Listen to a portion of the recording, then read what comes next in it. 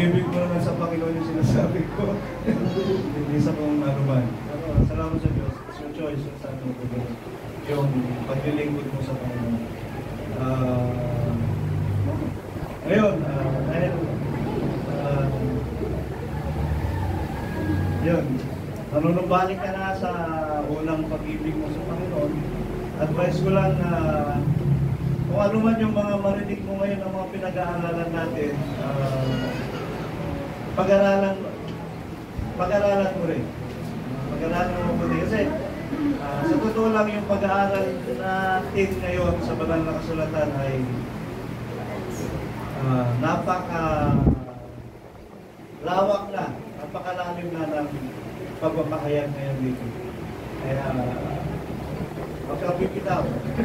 Sumabay ka sa karunungan na pinagkakaroon ng Diyos sa iglesia nito. Ma-amaze ka. Ma-understand mo kung anong biyaya ng Diyos na ipinagkaloob niya sa iglesia nito. Although sabihin natin, maliit.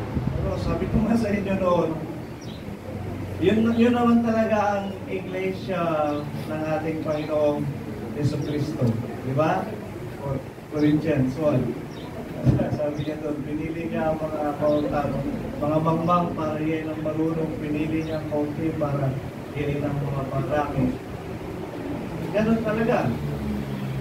At ganon talaga. So, mapapatunayan natin na tayo ay nasa biyaya ng Diyos at tumikilos sa Espiritu ng Panginoon. Kaya nung nakita ko to si Brother Arnold nung una, nakahilata, sabi ko, parang alanganin kasi parang namamagay yung buong katawan. Parang namamagay yung buong katawan. Pero salamat sa Diyos dahil sa panalangin. Amen.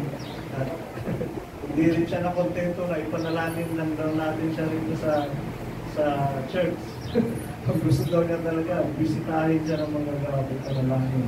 Kasi nung tinawagan daw si Sister Tess na sabihin na ipanalangin siya, ang request pala niya ay parang ilihan, so puntahan siya doon. Kasi sinabi yata ni Sister Tess na ipapanalangin ka namin sa church, parang nalubo. Gusto niya talagang mapuntahan. Siguro ay pamaraan na yun ng Diyos para ipanumbalik niya sa gawain. At tingnan natin kung anong kalooban ng Diyos. Baka gamitin ka ng Panginoon para ipagawa ng bahay si Sister Tess. Amen. Yung skills mo talagang malaking pakinggan.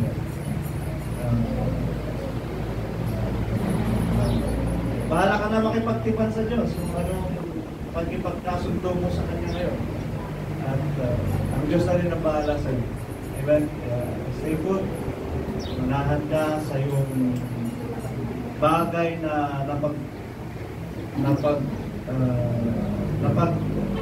natutunan sa iglesia at yun ang iyong sampalatayan. At ang biyaya ng Diyos ay nagalo sa Panginoon. Ano bang totoo? Yan nga, marami. Sister Marian, totoo ka rin? Pray ng Panginoon.